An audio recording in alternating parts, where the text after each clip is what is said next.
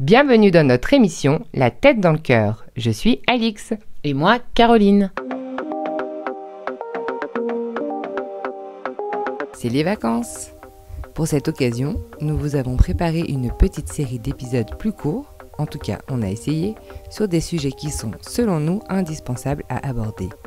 Pour ce deuxième épisode spécial été, nous allons parler de l'anxiété, une thématique presque d'actualité, tant le climat général ambiant s'avère de plus en plus pesant. Et pour celles et ceux qui auraient raté l'info, nous faisons dorénavant un épisode en live sur YouTube le premier jeudi de chaque mois. Nous vous donnons donc rendez-vous jeudi 1er août à 20h30 pour notre deuxième épisode en direct et vous invitons à regarder le replay du premier dans lequel nous parlons du couple. Bonne écoute et bonnes vacances!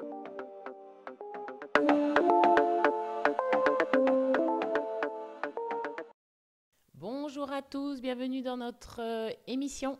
Bonjour à tous, bienvenue. Aujourd'hui, nous allons parler d'anxiété, nous allons parler de stress, nous allons parler d'angoisse, des mots qui font rêver, dans cette mini-série que nous faisons pendant l'été.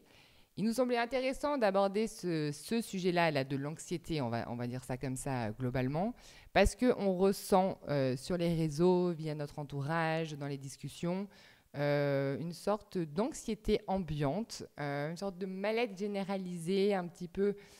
Ouais, on ne sait pas trop pourquoi, mais on se sent un peu stressé, un peu angoissé. Alors des fois on sait pourquoi, des fois on ne sait pas. Et tout ça, ça crée quand même un climat énergétique qui est pesant. Et on peut se sentir un peu envahi par toutes ces notions, par tout ce sentiment qu'on ne maîtrise pas. Et donc on avait très envie d'aborder ce sujet-là avec vous aujourd'hui. Comme d'habitude, on va essayer d'y apporter un petit peu de hauteur et de prendre du recul justement sur tout ça. Et puis, c'est la continuité parfaite avec notre dernier épisode sur le lâcher-prise. Ce sujet-là est tombé un peu comme une évidence dans la continuité de tout ce dont on a abordé dans notre dernier épisode. Aujourd'hui, ce qui nous a mis un petit peu la puce à l'oreille aussi, c'est qu'on entend énormément de nouveaux termes qui émergent. Je veux dire, le terme anxiété, je veux dire, il y a des années, c'est un terme qu'on entendait très peu, enfin, voire même pas du tout. Et aussi, on parle d'anxiété un peu ciblée. On va parler d'anxiété sociale, on va parler d'anxiété climatique, d'anxiété politique, j'en passe et des meilleurs. Enfin, il se cache quoi, en fait, derrière tous ces termes-là? Ça veut dire quoi quand quelqu'un dit je suis anxieuse, je souffre d'anxiété sociale, je souffre d'anxiété politique. Voilà, on avait vraiment envie de décortiquer tout ça et peut-être de balayer un petit peu toutes ces notions pour qu'on puisse tous y voir un petit peu plus clair et prendre de la hauteur sur tout ça. Oui, c'est vrai que quand Alix m'a parlé d'anxiété sociale, climatique, politique, qu'elle observait sur les réseaux, je me suis dit, mais attends, mais ça veut dire quoi tout ça? Et comme tu l'as dit, ce sont des termes, au final, ce sont des concepts. C'est comme le bonheur, le bien-être, tout ça, en fait, ce sont des concepts. Mais si on se pose vraiment la question... Pour moi, c'est quoi le bonheur? Pour moi, c'est quoi le bien-être? Et donc là, en l'occurrence, l'anxiété. Eh bien, nous, ça nous a vraiment, une fois de plus, demandé d'aller décortiquer ce terme d'anxiété qui, au final, pour moi et pour nous, veut un peu tout et rien dire. Parce que quand on souffre vraiment d'anxiété, ce n'est pas le terme qu'on va employer. L'anxiété, c'est quoi? Si aujourd'hui on souffre d'anxiété, se poser la question, mais en fait, ça me fait quoi l'anxiété? Et bien tout de suite, on va aller peut-être dans de l'angoisse, dans du stress, dans de la peur, dans des sensations physiques. Mais une personne qui vraiment souffre de tout ce que je viens de dire, jamais elle va te dire, là, je souffre d'anxiété. Là. Parce que quand on est dans la peur, quand on est dans l'angoisse, on n'emploie pas ce mot anxiété. Donc déjà, nous, on aime bien, comme à chaque fois, partir d'un terme, donc l'anxiété, et puis on va aller dans l'entonnoir pour voir vraiment qu'est-ce que je ressens face à cette anxiété. Oui, mais je pense comme je disais, je pense qu'on a posé un peu ce mot anxiété parce que il y a des personnes qui se sentent peut-être stressées, angoissées, que sais-je, qui ont des maux physiques, qui arrivent peut-être pas à dormir, qui ont mal au ventre, tu vois, le corps leur envoie des signaux, mais il n'y a pas d'explication concrète, tu vois.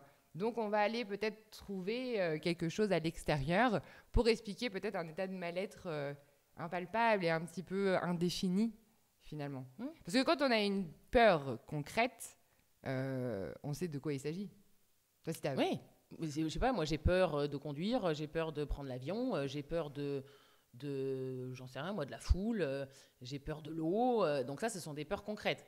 Mais déjà, il faut préciser que Si dans cette anxiété, finalement, c'est du stress que je ressens, si on emploie ce mot stress, je stresse pour ça, je stresse pour ça, je suis une stressée de la vie, etc., le mot stress fait écho à ma relation à papa. Tandis que si j'emploie le mot angoisse, et ce sont des choses, c'est assez subtil la différence, mais il n'empêche que ce sont les prédicats que j'utilise quand je définis le symptôme que je ressens. Si je ressens de l'angoisse et que c'est le mot que j'emploie, l'angoisse est en lien avec maman. Ça, c'était histoire de bien séparer les deux. Et si vraiment là, je suis amenée à faire des crises d'angoisse, parce qu'il y a énormément de gens qui font des crises d'angoisse, eh bien, par expérience, les personnes qui font des crises d'angoisse, c'est-à-dire ces crises très violentes, très physiques, qui viennent d'un coup, qui viennent suite à un événement ou une peur bien précise. Prendre la voiture, ça me suscite des crises d'angoisse. Passer un entretien d'embauche, ça me réveille des crises d'angoisse. J'en sais rien, moi, peu importe.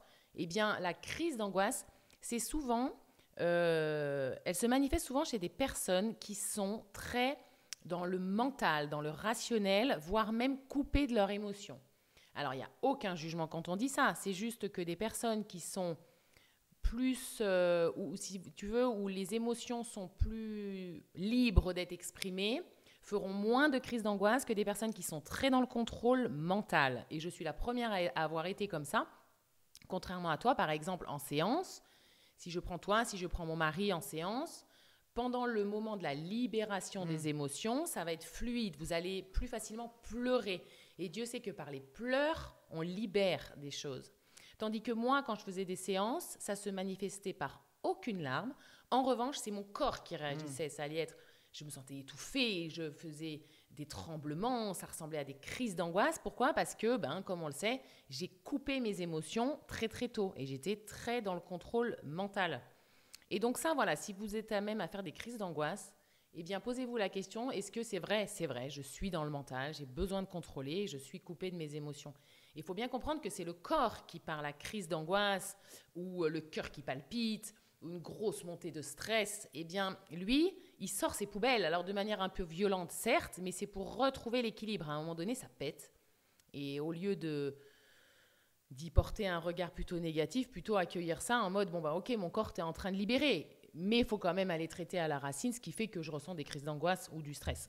Oui, du coup, et ces messages que le corps nous porte, finalement, donc ça peut être des crises d'angoisse, est-ce que les gens qui souffrent aussi, je ne sais pas, d'insomnie, de maux de ventre à répéter, ça peut être peut-être mal au dos, mal à la tête, quand il n'y a pas de pathologie bien définie, ou même des fois quand il y en a, mais c'est pareil, c'est des signaux que leur envoie le corps. Et c'est vrai que là, tu faisais le parallèle entre toi et moi. Moi, j'ai tendance à très vite être en accord avec mes émotions. Je ne sais pas comment dire. Je suis très à l'écoute de ce que je ressens. Et donc, effectivement, ça se libère très facilement parce que je me connais de mieux en mieux et que ça sort et que je pense que je suis comme ça. Et c'est vrai que du coup, j'ai très peu d'alertes physiques. Et j'ai beaucoup de chance de ce côté-là. Mais ça va rarement partir de mon corps pour que l'émotion se libère. Ça va être de manière automatique.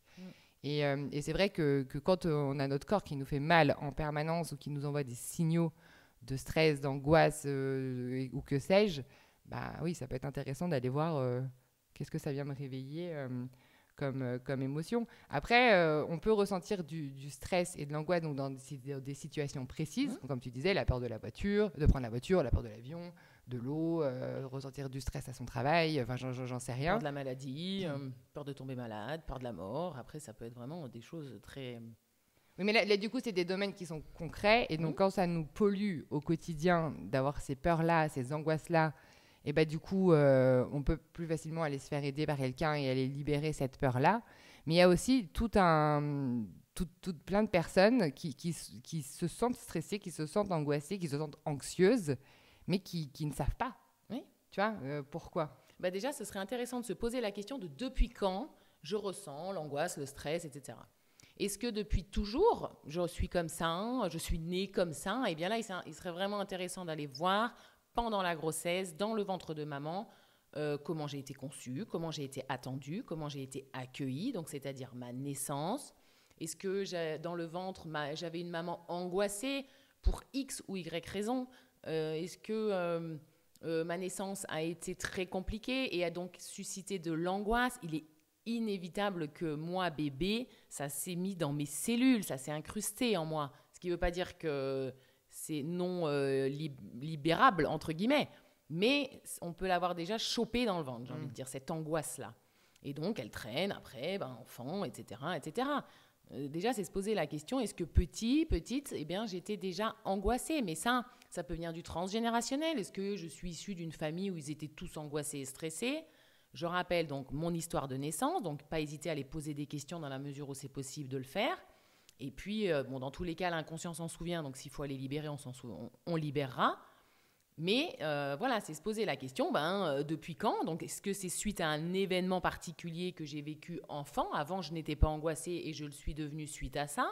Est-ce que je le suis devenue en tant que femme après mon premier accouchement? Enfin, aller retrouver l'origine, l'élément déclencheur de cette angoisse. Alors, comme tu dis, ça peut être quelque chose de précis ou quelque chose qui est cellulaire, qui est en nous, et bien qu'on a encodé pendant notre grossesse, pendant notre naissance, durant notre enfance. Oui, donc il y a toujours cette même notion. Quand je ressens du stress, de l'angoisse, de la peur dans une situation et qui m'envahit et qui me pourrit un peu la vie au quotidien, dérouler le fil de son histoire pour remonter à la racine et aller libérer le trauma qui a généré cette angoisse. Et elle peut être multifactorielle. Et je pense que c'est peut-être ça aussi qui est déstabilisant. Et c'est là où ça peut être intéressant peut-être de se faire aider par un professionnel.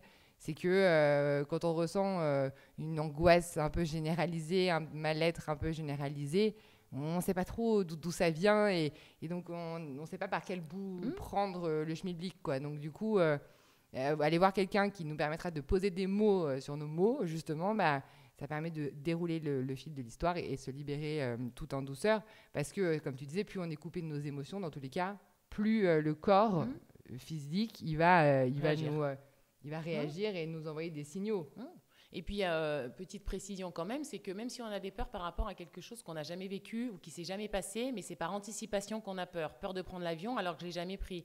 Peur de passer un entretien d'embauche alors que je l'ai jamais pris. Alors, une fois de plus, en fonction de la peur, ça peut être ciblé par rapport au cycle inconscient, 07, 7, 14, 14, 21. OK ?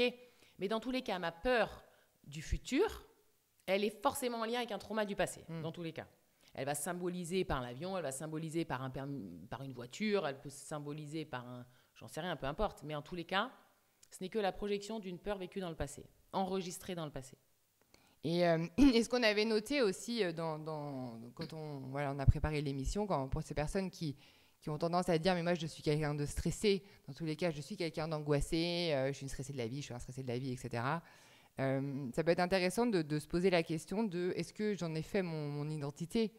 C'est ce qu'on disait, finalement ça peut être une réponse toute trouvée à un mal-être caché un peu plus profond, mais de se dire mais de toute façon moi je suis quelqu'un d'angoissé, donc c'est ok que je vive ces situations dans l'angoisse. Enfin, on ne naît pas angoisse, si on peut naître angoissé, oui, on peut être angoissé si on l'a encodé pendant la grossesse, mais je veux dire ce n'est pas quelque chose qui est irrémédiable toute notre vie. C'est pas quelque chose avec laquelle on doit apprendre à vivre avec, quoi. C'est un peu ce que je constate, moi, sur les réseaux. Et j'ai envie de dire notamment sur la nouvelle génération. Alors, j'ai pas fait d'études poussées, mais de ce que je constate, c'est qu'il y a un petit peu ce sentiment de, tant pis, j'accepte d'être cette personne angoissée, stressée, etc. Et du coup, quitte à s'empêcher de faire des choses, quitte à s'empêcher, peut-être si on a peur des gens, de la foule, les gens s'empêchent peut-être d'aller à des concerts et à tout simplement sortir. Enfin, je veux dire, ça a quand même un énorme impact dans la vie, mais je ressens comme un peu un baissage de bras général de je suis comme ça, dans tous les cas, c'est mon identité, je suis quelqu'un de stressé, d'angoissé, je fais des crises d'angoisse. Et du coup, les gens l'acceptent malgré tout, mais à quel prix, quoi? C'est soit les gens l'acceptent. Déjà, est-ce qu'on accepte vraiment ça? Ça peut venir cacher un avantage secondaire. Est-ce que j'ai un avantage à me dire que je suis comme ça? Alors, si on le vit bien, ok, chacun est libre de faire ce qu'il veut. Mais si vraiment c'est quelque chose dont on veut se libérer, eh bien, on va s'en libérer. Au bout d'un moment, faut choisir. Mais c'est vrai que, comme tu dis, c'est comme si ça nous mettait, on était quelqu'un en se disant « ouais, mais moi, je suis une stressée de la vie et en gros, je suis condamnée à l'être toute ma vie ». Bon, ce qui est faux, parce que si on a envie de changer, on peut.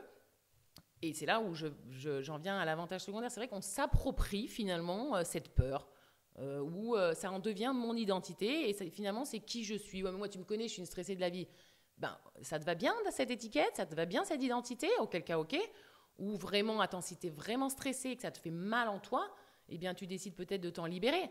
Mais peut-être que si je perds cette peur-là, c'est quoi le risque si je vais me libérer de cette identité qui me colle à la peau peut-être depuis ma naissance? Eh bien, il y a peut-être une peur de découvrir qui on est derrière. Il y a peut-être, voilà, ce serait intéressant de se poser la question. Oui, c'est vraiment peut-être un manque d'attention ou le fait, on prend, voilà, je sais plus dans quel épisode on parlait de ça justement d'être dans cet état-là pour attendre, je devais être sur la culpabilité parentale, je pense, parce que quelque part, peut-être que en étant cette personne stressée, angoissée, et les gens vont peut-être faire plus attention à nous ou prendre plus soin de nous, etc. Prêter attention à ce symptôme-là, alors que finalement, on peut se libérer de cette situation. Voilà. Donc, peut-être aller s'interroger sur l'avantage secondaire qu'il y a derrière quand vraiment c'est quelque chose qui nous colle à la peau et dont on n'arrive plus à se détacher, quoi, finalement. Oui, et puis comme tu dis, peut-être aussi, ça peut être une facilité, je mets des guillemets, à s'auto-persuader qu'on est comme ça. Comme ça évite peut-être d'aller creuser en profondeur et d'aller peut-être ressasser des choses du passé. C'est en rien pour y patauger dedans, c'est dans l'unique but de les libérer, de les mettre en lumière pour que ce stress ou cette angoisse s'en aille. Peut-être que c'est plus facile de garder cette étiquette plutôt que d'aller vraiment en introspection, honnêtement, avec soi-même, quoi. Oui, et puis ce qu'on avait noté, c'est que déjà, il faut faire quand même la part des choses entre ce sentiment très fort d'anxiété, d'angoisse, de peur, de finalement, c'est quoi qui est dessous? On a bien compris que la plupart du temps, finalement, c'était de la peur qui se cache derrière ces angoisses, cette anxiété, ce stress. On peut ressentir une situation de stress, une situation, mais qui peut être du stress, entre guillemets, bénéfique, qui peut être de l'excitation, un stress avant de monter sur scène, si on fait de la danse ou du chant ou j'en sais rien. Cette petite excitation avant de passer, j'en sais rien, d'un changement de vie, un choix, peu importe. Il y a un moment de stress à son travail où on sait que ça va être court, mais on va être stressé sur une courte durée parce qu'on a de la pression, etc. Mais du moment où quand c'est ponctuel, que c'est gérable et que ça ne vient pas nous envahir dans notre quotidien, là, on arrive à le gérer. On arrive à le gérer, on peut mettre, on le sait que c'est temporel, enfin c'est cadré dans le temps, ça va passer. Bon, on parle pas de ça là, on vit tous des moments de stress, d'angoisse dans notre vie, mais quand ces moments de stress et d'angoisse sont ingérables, c'est là où ça peut être intéressant. Si le stress m'envahit au point où je fais des crises d'angoisse, où j'ai mal au ventre, et que voilà, je veux dire, on connaît des gens autour de nous qui sont incapables de passer des examens parce que c'est l'estomac qui vient se manifester. Et du coup, c'est un peu un effet boule de neige où du coup, on va s'interdire sur le long terme de faire des choses liées à cette situation de stress.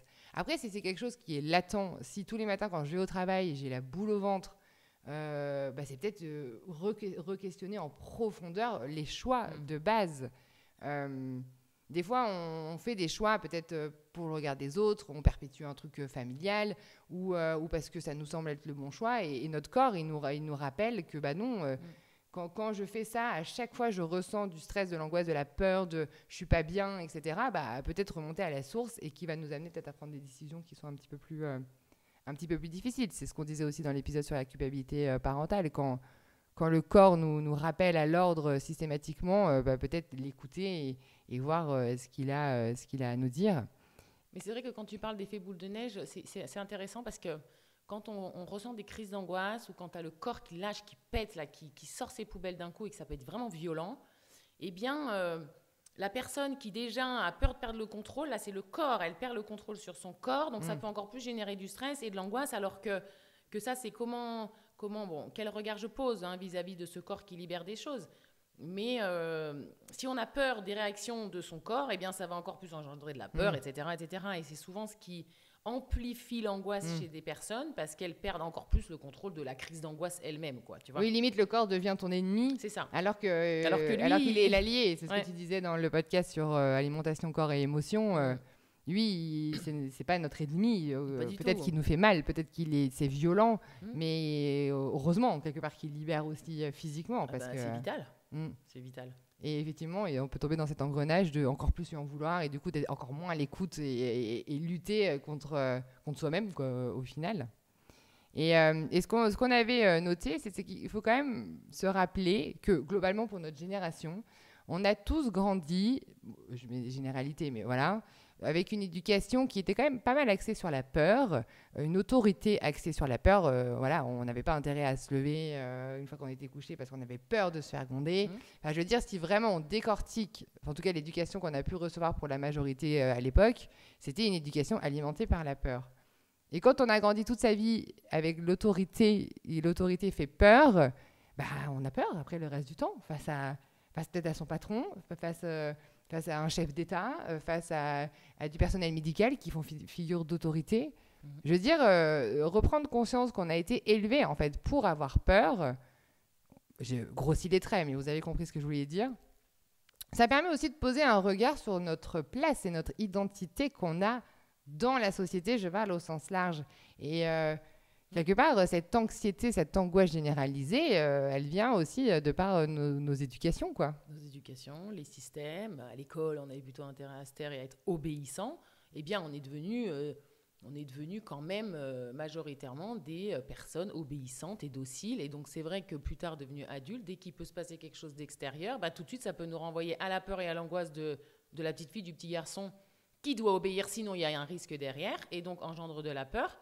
Et donc, effectivement, tout ça, tout ce qui est à l'extérieur de nous, là, tout ce qui se passe à l'extérieur de nous, ne fait que rajouter de la peur et de l'angoisse, peut-être sur des couches de peur et d'angoisse qui sont déjà accumulées depuis notre enfance, et ça n'arrange rien du tout. Donc là, c'est ce qu'on s'est dit, peut-être prendre du recul vis-à-vis des médias, vis-à-vis des réseaux, vis-à-vis des nouvelles que vous pouvez entendre de l'extérieur, parce que de toute façon, tout ce qui se passe à l'extérieur de nous n'est que le reflet de l'intérieur de chaque être humain. Hein. Donc cette violence extérieure, eh bien, elle est en chacun de nous, et donc à nous de prendre la responsabilité de s'en libérer, et peut-être à un moment se détacher de toute distraction anxiogène extérieure. Ça ne fait que rajouter de l'eau à votre moulin, donc ça n'a aucun effet bénéfique. Ah oui, mais vraiment, on le voit, il suffit de passer 5 minutes sur Instagram pour se rendre compte que l'actualité, etc., c'est un carnage. Il y a quand même des influenceurs, en tout cas des comptes qui, leur but, c'est ça, c'est de poster que de l'info anxiogène. Les médias traditionnels, n'en parlons même pas. Mais moi, je pousserais même le vice à dire, même jusqu'aux films et aux séries. Moi, depuis globalement toujours, mais ça s'est beaucoup accentué depuis la naissance de mes enfants, je suis incapable de regarder quelque chose qui n'est pas 100% feel good, comme on dirait, qui est... Oui, avec des belles énergies, des belles vibrations. J'ai arrêté, j'aime regarder des films policiers, de thrillers, des trucs comme ça, mais je suis tellement mal après, ça m'a tellement imprégnée, j'ai du mal à dormir, et surtout, toutes ces séries, Esprit criminel, etc., purée, ça montre le côté quand même tordu de l'être humain. Et surtout, ça nous ancre du stress, de l'angoisse auquel on n'aurait même pas pensé. Et puis, c'est inconscient, c'est de l'hypnose. Hein. Attention. Hein. On a l'impression, ouais, mais je regarde ça avec du recul, etc. Mais dans un autre niveau, l'inconscient, il prend le reste, quoi. Et ça, à notre insu. C'est un phénomène d'hypnose, quoi. Oui, et ça c'est de plus en plus. Je veux dire, quand on voit le nombre de séries, de violences extrêmes sur des tueurs en série, sur des trucs... Enfin, je veux dire, et c'est sur des plateformes genre Netflix, etc., des grandes plateformes où tout le monde peut y avoir accès. Et donc ça, plus les médias, plus son quotidien. C'est vrai que si on a déjà un terrain anxieux, j'ai envie de vous inviter à couper net cette distraction qui va faire que renforcer votre angoisse intérieure. Au bout d'un moment, là, c'est arriver à dire un stop à ça. Et à vous occuper de vous pour aller libérer ce qu'il y a à libérer. Et puis, de manière spontanée, vous allez avoir envie de regarder des choses qui sont bien plus belles. Ou alors, si on aime vraiment écouter les médias, parce que c'est important pour nous, ou j'en sais rien, que sais-je, des séries, eh bien, arriver à regarder ça avec beaucoup de recul, en étant dans votre grandeur, dans votre hauteur, et pas prendre ça en premier plan, parce que ça viendra que renforcer l'état de mal-être déjà présent. Oui, mais on a un peu l'impression que les gens, si tu ne parles pas de l'actualité qui se passe, si tu ne parles pas de la politique, si tu ne parles pas de ce qui se passe, des guerres, etc., il y a quand même une vague de haine sur les réseaux sociaux qui sont, en gros, tu ne ressens rien, tu es égoïste, tu n'as pas d'empathie, et on n'a pas envie d'être cette personne-là. Donc, je pense que les gens, quelque part, se forcent à regarder parce que ils ont l'impression que ça fait partie du job de l'être humain d'être au fait. Mais faites l'autruche, vraiment. Enfin, allez-y, coupez-vous de tout ça. Moi, on peut s'informer parce que c'est important de s'informer sur ce qui se passe, mais de le faire. Mais être maître de l'info et d'aller la chercher quand on est prêt à l'accueillir. Et surtout, on a le droit, d'un moment donné, de couper et de dire, bah non, là, c'est trop. J'arrête, stop, plus de radio, plus de... Mais nous, ça fait combien d'années qu'on n'écoute plus les informations? Je ne saurais même pas te dire tellement que... Et on n'est pas coupé du monde. Je veux dire, on sait ce qui se passe. On n'est pas complètement à côté de la plaque. Mais on ne peut pas être sur tous les fronts. On ne peut pas mener tous les combats. On ne peut pas être... C'est impossible. Et comme tu disais tout à l'heure, c'est chouette ce que tu as dit quand tu dis tout ce qui se passe de mauvais dans la planète, ça sort quand même de l'humain. Prenons le contre-pied, faisons en sorte d'être bien. Nous, prenons la responsabilité en chacun d'être bien et de rayonner de la lumière, de la joie, de la positivité pour que ça vienne balayer d'un revers de main tout ce qui se passe. Et je voulais rajouter quelque chose vis-à-vis donc effectivement des personnes qui sont anxieuses, stressées, angoissées, tout ce qu'on veut. Si vous ressentez ce besoin de prendre quelque chose de chimique, d'extérieur, donc des cachets, ok, vous êtes libre de faire ce que vous voulez. Là-dessus, je n'ai rien à dire. Moi, je vais quand même apporter mon point de vue. Bon, déjà, le cachet, ça porte bien son nom, c'est pour cacher quand même la racine de la blessure. Et c'est très souvent, par expérience, une fois de plus, j'ai accompagné des personnes qui étaient sous cachet, elles étaient encore plus coupées de leurs émotions, ça inhibe les émotions. Donc, si ça vous fait du bien, vous êtes libre, vous faites ce que vous voulez. Mais attention de n'en rien se cacher derrière ça, parce que dans tous les cas, ça peut peut-être aider, ça peut peut-être alléger une certaine souffrance, ok. Mais ce n'est pas pour autant que ça ira régler en profondeur le mal-être. Voilà, j'avais quand même, parce qu'il y a énormément de gens qui sont sous cachet. Oui, je pense qu'aujourd'hui, il y a de plus en plus de témoignages de gens qui racontent des épisodes qu'ils ont vécu de dépression où ils prennent des cachets et on se rend bien compte qu'ils sont extrêmement bien accompagnés à côté sur un plan psychologique. Donc là, ok, ça peut être une transition, mais il y a aussi toute une génération, je pense notamment peut-être à la génération de nos parents, où c'était devenu l'anxiolytique du soir, on allait se coucher. Bon, ça faisait partie d'un quotidien, d'une routine. On a complètement banalisé la prise de ces médicaments qui sont quand même pas anodins, quoi. Oui, et malheureusement, ça ne va pas régler en profondeur. Je suis désolée. Non, et puis plus ça va, et plus dans tous les cas, plus c'est, et plus ça nous pète au visage de plus en plus fort. Donc à un moment donné, où, quand on aura pris tous les cachets du monde, si on ne va pas, en tout cas en parallèle, libérer en profondément l'origine, c'est sûr que ça ne va pas aider, quoi. En tout cas, en profondeur. Donc tu disais, toi, tout à l'heure, si vraiment on se reconnaît là, dans cet état d'anxiété, de mal-être, etc., première étape, peut-être déjà, donc tu disais, faire attention aux termes que j'emploie, stress, angoisse, donc plutôt papa, maman. Prêter attention à la situation qui m'angoisse. Si c'est concret, une peur de prendre la voiture, le machin, aller travailler cette peur-là de manière précise. Et quand c'est un état un peu général, où on est un peu paumé et on ne sait pas trop pourquoi on ressent mal de ventre, mal de tête, etc. C'est toujours pareil. Partir de la base. On peut très bien aller le libérer. On peut libérer quelque chose qui est impalpable, inexplicable, qui est là depuis toujours, aussi bien qu'une peur bien précise. En tout cas, via le détachement de traumatisme, via d'autres techniques, c'est tout à fait... on peut aller libérer ça. Donc déjà, c'est de savoir qu'est-ce qu'on en fait, en prendre conscience. Effectivement, je veux me libérer de ça, donc faire ce qu'il faut.